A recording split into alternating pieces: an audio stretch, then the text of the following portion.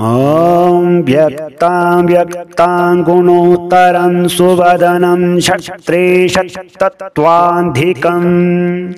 तस्मादुत्तरतत्त्वामक्षयमिति ध्येयं सदा योगिभिः वन्दे तामसवर्जितेन मनसा सूक्ष्मातिसूक्ष्मं परम् शान्तं पञ्चाममीश्वरस्य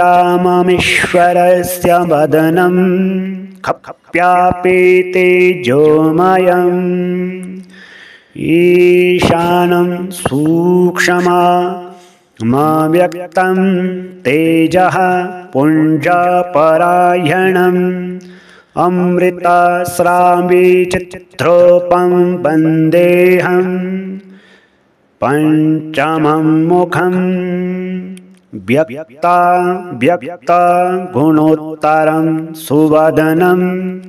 षट्त्रिशत्तत्त्वाधिकं तस्मादुत्तरतत्त्वामक्षयमिति ध्येयं सदा योगिभिः वन्दे तामसवर्जितेन मनसा सूक्ष्मातिसूक्ष्मं परं शान्तं पञ्चममीश्वरस्य वदनं खप्यापेतेजोमयं शान्तं पञ्चममीश्वरस्य वदनं खप्यापेतेजोमयम् ईशानं सूक्ष्ममव्यक्तं तेजः पुञ्जपरायणम् अमृतस्राविचित्रोपं वन्देऽहं पञ्चमं मुखम् ॐ व्यक्ताव्यक्तगुणोत्तरं सुवदनं षट्त्रिशत्तत्त्वाधिकं तस्मादुत्तरतत्त्वामक्षयामि ते ध्येयं सदा योगिभिः वन्दे तामसवर्जितेन मनसा सूक्ष्मातिसूक्ष्मं परं शान्तं पञ्चममीश्वरस्य वदनं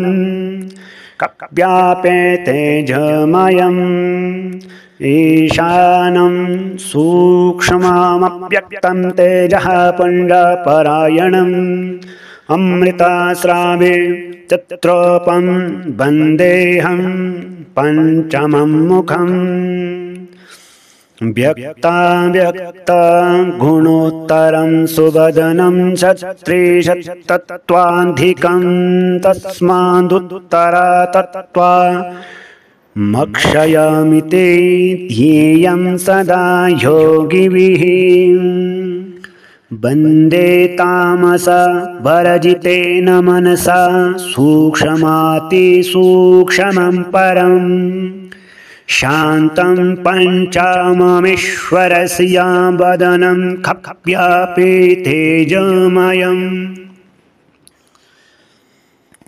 ॐ ईशानं सूक्ष्ममव्यक्तं तेजः पुञ्जपरायणम्